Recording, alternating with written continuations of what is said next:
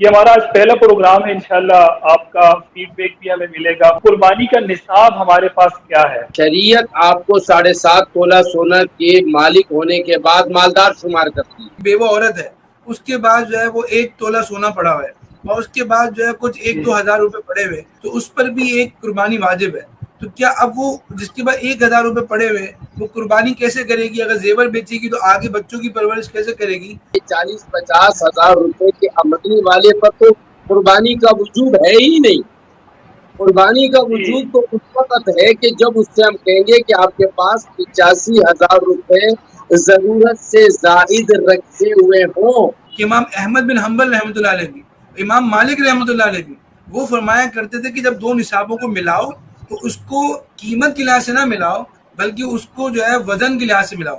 تو سونے کا جو نصاب آج کل 10 لاکھ سے اوپر بنتا ہے، تو اس کا مطلب ہے کہ جس کے اوپر 10 لاکھ نہ ہو وہ قربانی بھی نہ کرے، تو کتنا بڑا مجمع ہے جو قربانی سے محروم ہو جائے گا۔ یہ سونا کوئی حرف آخر نہیں ہے۔ کوئی بھی دارالفتہ جو فتویٰ لیتا ہے تو ان کا مقصد یہی ہوتا ہے کہ جو ہمارے دارالفتہ کو فالو کر رہے ہیں ان کے لیے یہ حکم ہے۔ لیکن دوسری طرف یہ موقف کہ صرف 85,000 پہ رہا جائے تو اس سے غریب کے لیے مسائل ہے۔ ٹھیک ہے، علمی مکالمے، علمی آراء، یہ سب چیزیں تو آتی رہیں گی، لیکن ایک عام آدمی کے لیے اس میں کیا فتویٰ ہو سکتا ہے، وہ کس فتوے پر عمل کرے؟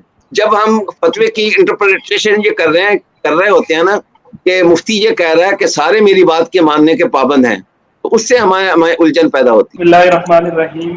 شروع اللہ کے نام سے جو بڑا مہربان، نہایت رحم کرنے والا ہے۔ میسج ٹی وی کی اسکرین پر پروگرام عکس جہاں کے ساتھ آپ کا میزبان عامر احمد عثمانی آپ کی خدمت میں حاضر ہے، اور میسج ٹی وی کی اسکرین اپنے موبائل پر کھولنے، اپنے لیپ ٹاپ کے سامنے کھولنے والے تمام ناظرین کو خوش آمدید کہتا ہوں۔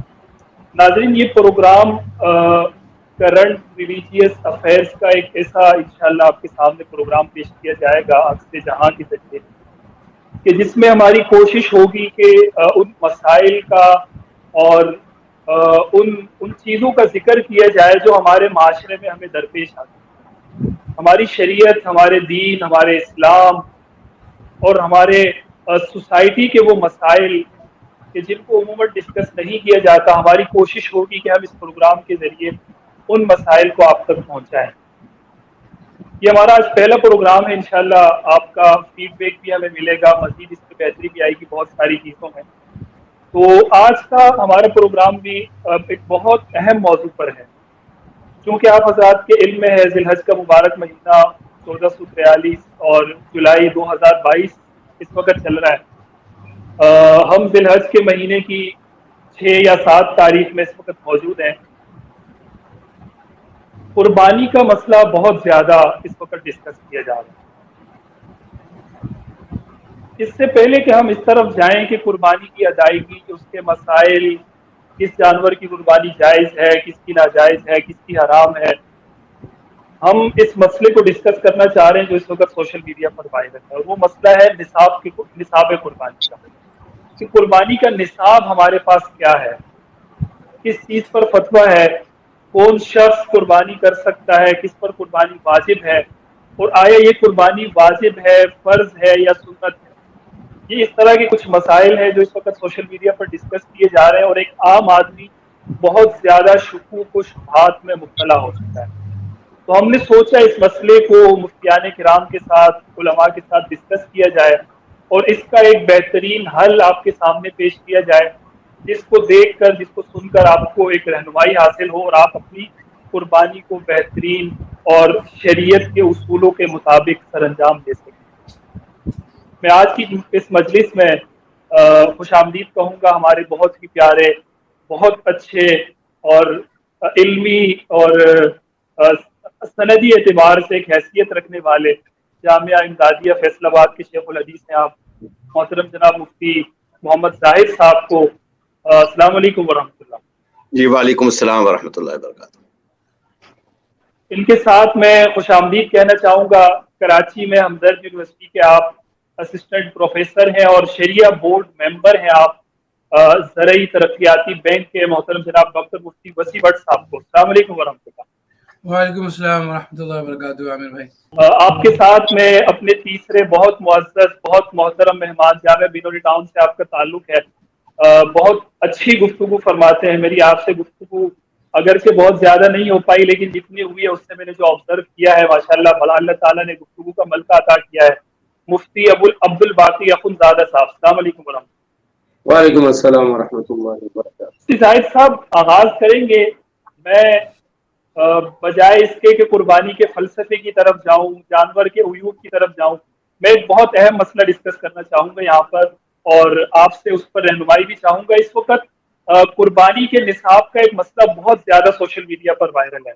एक आम शख्स शुकूक व शुबहात में मुब्तला हो चुका है, उसको नहीं पता कि क्या मुझ पर कुर्बानी वाजिब है या नहीं।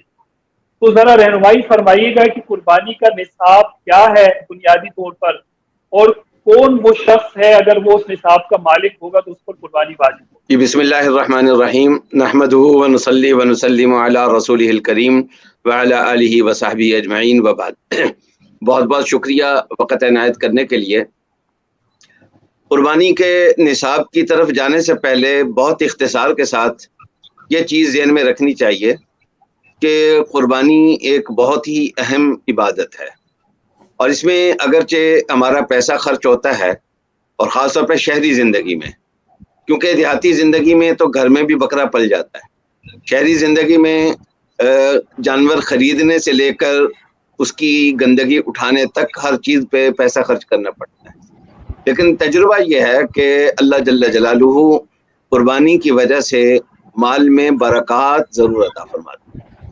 तो पहली बात ये ज़हन में रहनी चाहिए कि निसाब की बहस अपनी जगह है, जैसा कि मैं अभी अर्ज़ करूँगा, लेकिन कोशिश हत्तल इम्कान यही करनी चाहिए कि आदमी कुर्बानी का नागा ना ही करे तो बेहतर है। अब आइए निसाब की तरफ।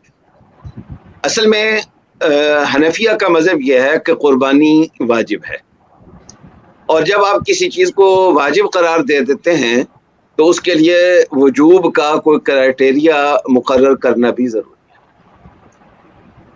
ज़कात फ़र्ज़ है और उसका क्राइटेरिया खुद रसूलुल्लाह सल्लल्लाहु अलैहि वसल्लम ने मुकर्रर कर दिया, उसका निसाब मुकर्रर कर दिया।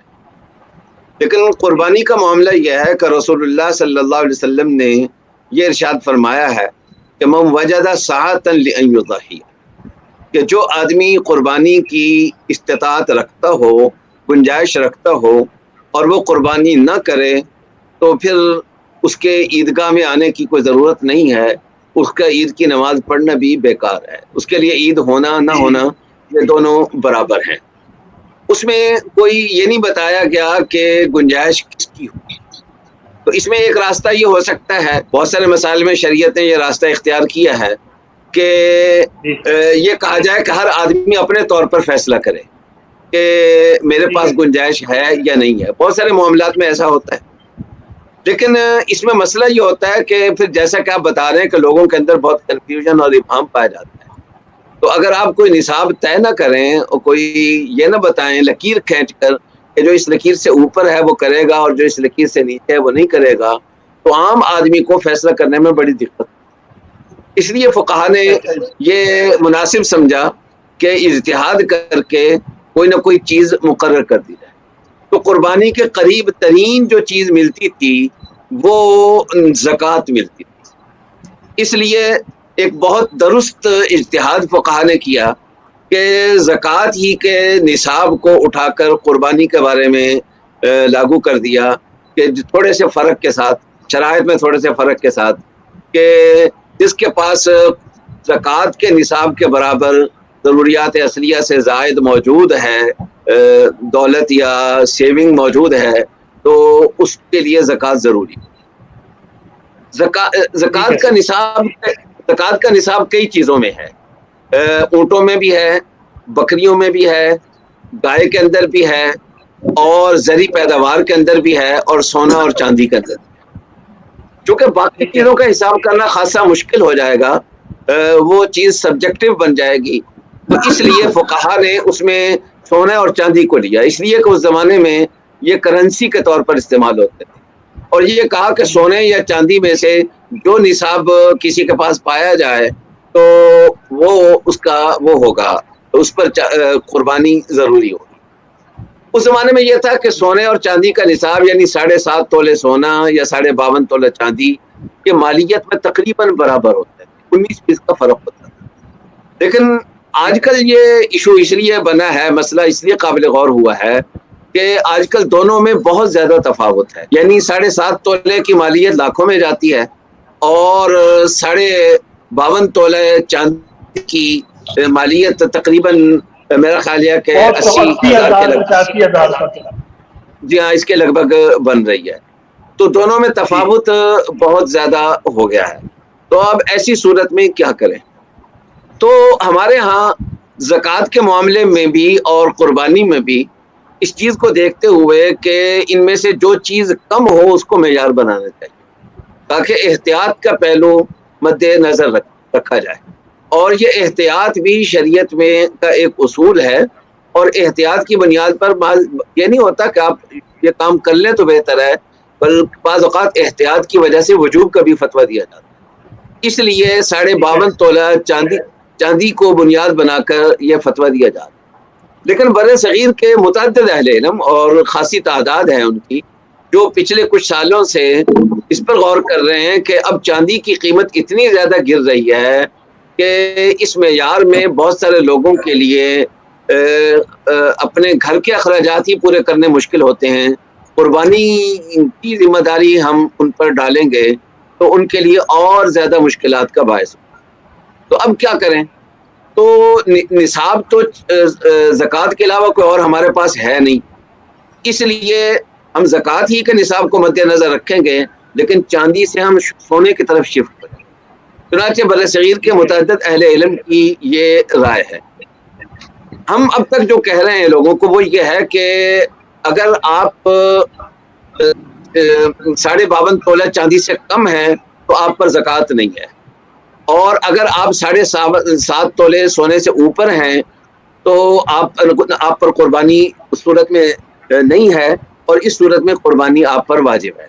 لیکن اگر آپ درمیان میں آپ نے سونے کو بنیادی طور پر قربانی کا نصاب جو اس وقت بر صغیر کے اہل علم کی رائے ہے، تو کیا میں یہ جان سکتا ہوں کہ کچھ اداروں کے اگر یا کچھ علماء کے یا ہمارے کچھ نام اگر سامنے آ جائیں؟ ہاں مثلاً ہمارے ہاں سے بھی یہی فتویٰ جاری کیا گیا ہے جو میں ابھی عرض کر رہا ہوں اس کی تفسیر، کہ اگر 86,000 کسی کے پاس ہے اور اگر اس کو قربانی کرنے میں کوئی تنگی نہیں پیش آ رہی، ایسی بھی پوزیشن کسی کی ہو سکتی ہے، اخراجات کی نوعیت ایسی بھی ہو سکتی ہے، تو اس کو بھی قربانی کرنی چاہیے. لیکن اگر کسی کو چاندی کا حساب کرنے میں کوئی تنگی پیش نہیں آ رہی تو اس صورت میں تنگی پیش آ رہی ہے تو اس صورت میں پھر اس کے لیے گنجائش ہے کہ وہ چاندی کا حساب کرنے کی بجائے سونے کا حساب وہ کر لے. یعنی مشکل حالت میں یہ گنجائش. یہ دارالعلوم کراچی میں آپ کا بالکل پوائنٹ میں نے لے لیا ہے. مفتی عبدالباقی صاحب، مفتی زاہد صاحب نے بڑی حد تک مسئلے کو میرے خیال میں واضح کر دیا ہے. بہت بنیاد سے انہوں نے ساری چیزیں سمجھا دی ہیں اور رہنمائی کر دی ہے کہ کیوں وجہ بنی اور زکوٰۃ کے نصاب کے وجہ سے جو ہے نا ان چیزوں کو آپس میں میچ کیا جا رہا ہے. تو جامعہ بنوری ٹاؤن یا اس طرف کے جو دیگر علماء ہیں، کیا ان میں سے بھی کچھ لوگ ایسے ہیں جو اس قربانی کے نصاب کو سونے کی طرف لے کے جا رہے ہوں، یا یہاں پر آپ کی طرف مسئلہ کچھ اور ہے؟ بسم اللہ الرحمن الرحیم. مفتی زاہد صاحب نے جو باتیں فرمائی بنیادی طور پہ میں وہیں سے اس بات کو لینا چاہوں گا. آپ علیہ الصلوۃ والسلام نے جو بنیادی بات فرمائی وہ ہے من وجدہ سعۃ، جس کے پاس وسعت ہے. اب وسعت کا معنی ہم یہاں پر جب اپنے زبان میں کریں گے، اپنی اصطلاح میں کریں گے، تو وہ وسعت کا معنی مالداری ہے. مالداری کو اب آپ کیسے اس کو، یعنی اس کے لیے پیمانہ آپ کے پاس کیا ہے؟ وہی پیمانہ جو مفتی زاہد صاحب نے فرمایا کہ سونا تھا یا چاندی تھی. اب اس نصاب زکوٰۃ، جی ہاں، مطلب نصاب زکوٰۃ کا مطلب یہ ہے کہ شریعت آپ کو 7.5 تولہ سونا کے مالک ہونے کے بعد مالدار شمار کرتی ہے. 52 چاندی کے بعد آپ کو مالدار شمار کیا جاتا ہے، کیونکہ جو بنیاد ہے نا جو زکوٰۃ کی بنیاد ہے کہ یؤخذ من اغنیائہم ویرد علی فقرائہم، کہ ان کے مالداروں سے لے کر ان کے فقراء کو دیا جائے، یہ زکوٰۃ کا کانسیپٹ ہے۔ تو مطلب یہ ہے کہ شریعت کہتی ہے کہ 7.5 تولے سونے کے بعد اب غنیوں میں شمار ہو گئے ہیں، اب آپ سے 40واں حصہ لے کر آپ کے فقراء کو دیا جائے۔ اب کیا موجودہ زمانے میں 85,000 روپیہ ضرورت سے زائد، یہاں تھوڑی سی مس کانسیپٹ میں کہہ سکتا ہوں، یا میں نے جن لوگوں کو سنا ہے ان کے الفاظ یوں ہوتے ہیں کہ جی اگر کسی کی 40-50 ہزار روپے کی آمدنی ہے تو وہ کس طرح سے اس میں قربانی کرے۔ تو یہ بات یہاں واضح کرنا ضروری ہے کہ 40-50 ہزار روپے کی آمدنی والے پر تو قربانی کا وجوب ہے ہی نہیں۔ قربانی کا وجوب تو اس وقت ہے کہ جب اس سے ہم کہیں گے کہ آپ کے پاس 85,000 روپے ضرورت سے زائد رکھے ہوئے ہوں، یعنی آپ جو گھر کا استعمال کا خرچہ ہے، چاہے ہم وہ سالانہ رکھے یا ماہانہ رکھے، اس کے علاوہ آپ کے پاس ایسی رقم ہو کہ وہ رقم ایسا ہی ہے، آپ ظاہر قرض دار نہ ہو، ضرورت سے زائد جتنی چیزیں ہیں اس کو دیکھتے ہوئے اگر آپ کے پاس 85,000 پائے جاتے ہیں۔ جی اگر یہ آپ کے پاس موجود ہے تو پھر چاندی کے نصاب کے اعتبار سے ہم آپ سے کہتے ہیں کہ آپ 15,000 کا حصہ لینا اب آپ کے ذمے۔ اس وقت عمومی دارالفتاؤں کا فتویٰ اس بات پر ہے، مفتی زاہد صاحب نے جو بات فرمائی دارالعلوم فیصل آباد کا جو ان کا فتویٰ ہے وہ بھی میری نظر سے گزرا، بلکہ گزشتہ کل ہی ایک گروپ میں شیئر ہوا تو میں نے دیکھا۔ مولانا الیاس گمن صاحب کا بھی جو انہوں نے کوئی تقریباً 19 منٹ کا ان کا کلپ ہے وہ بھی میں نے اس موضوع پر سنا ہے کچھ دنوں پہلے۔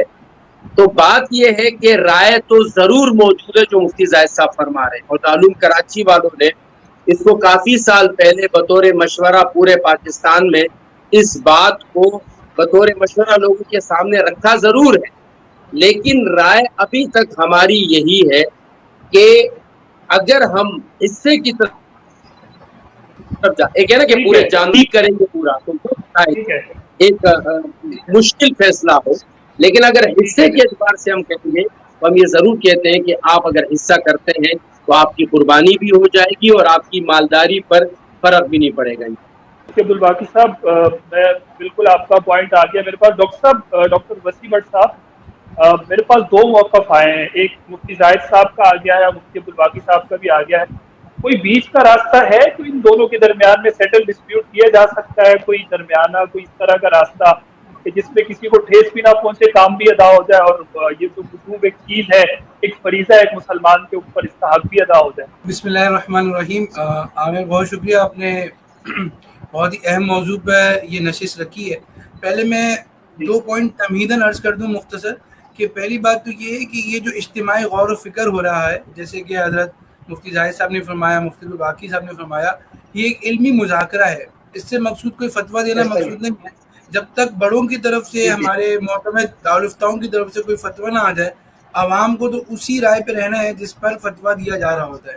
یہ ایک علمی گفتگو ہے، اور اس میں بھی حضور صلی اللہ علیہ وسلم نے مجموعہ زوائد کی روایت ہے، حضرت علی رضی اللہ عنہ نے پوچھا کہ اگر کوئی نیا مسئلہ پیش آ جائے تو کیا کرے، تو آپ صلی اللہ علیہ وسلم نے فرمایا شاور الفقہاء العابدین، کہ عبادت گزار فقہاء کرام سے مشورہ کرو، ولا تمضوا فی رائے خاصۃ، کسی کی انفرادی رائے پہ عمل نہ کرو۔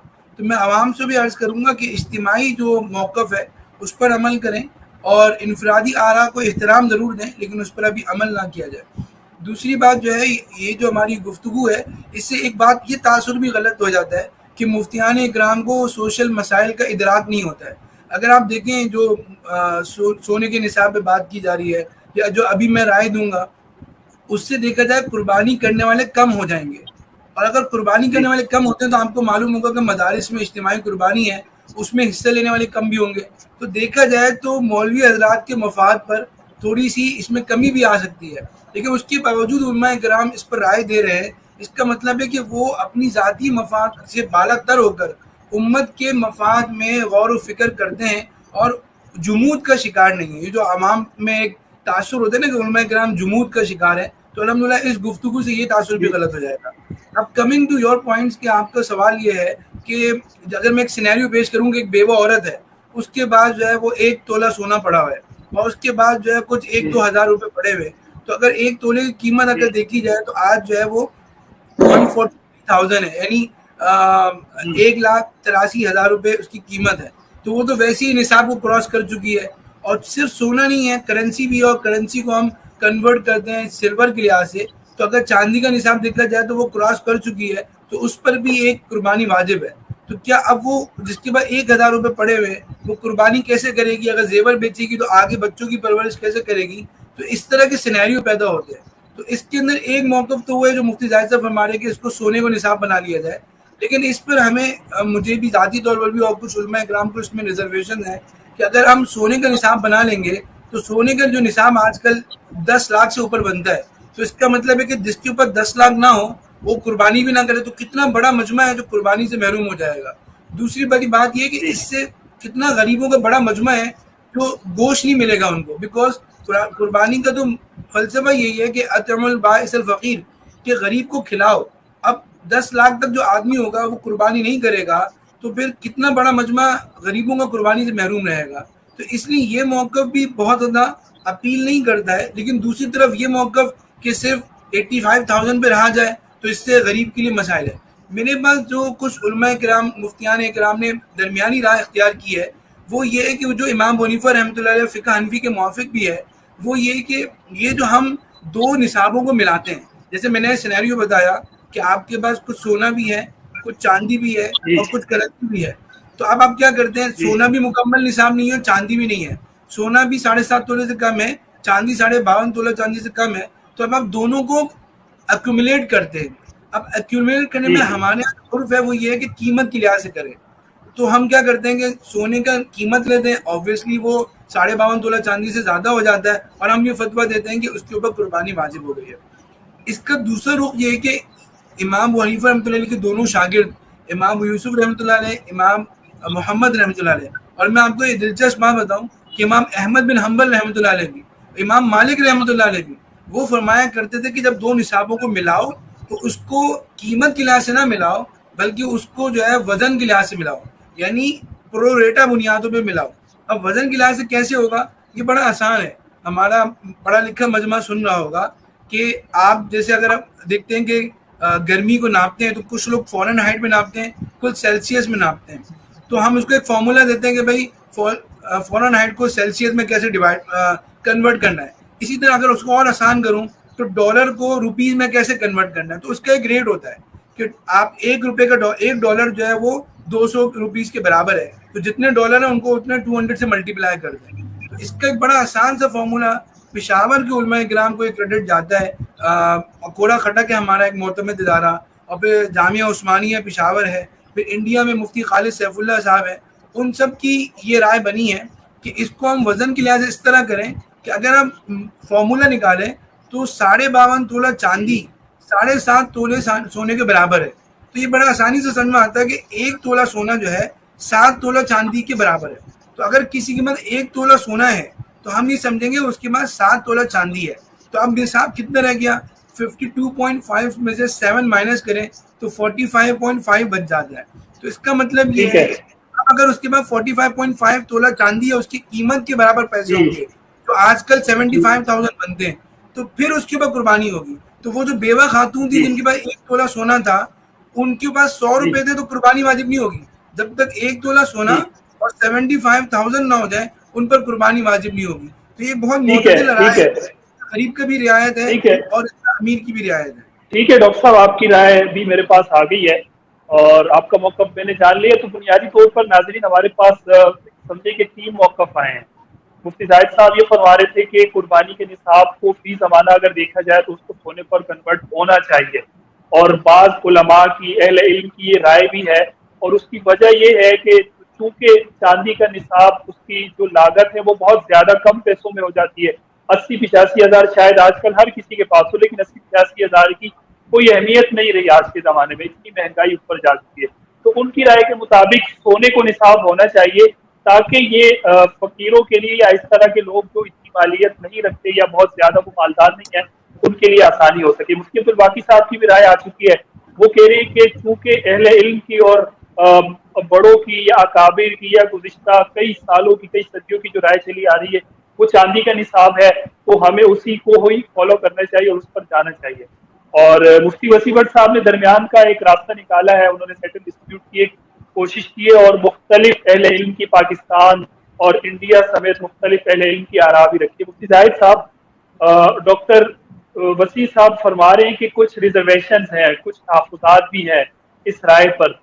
तो मैं जानना ये चाहूँगा कि क्या इस सारे सिनेरियो में, इस पूरी सूरत हाल में अवाम के लिए एक हतमी फैसला क्या हो सकता है? यानी एक आम आदमी किस निसाब को बिल आखिर फॉलो करे और अपनी कुर्बानी को वो अदा करे? वो सोने को फॉलो करे, वो चांदी के निसाब को फॉलो करे, या वो क्या करे? वो बेचारा दरमियान में आ गया, मतलब कशमकश की सूरत हाल एक आम आदमी के लिए।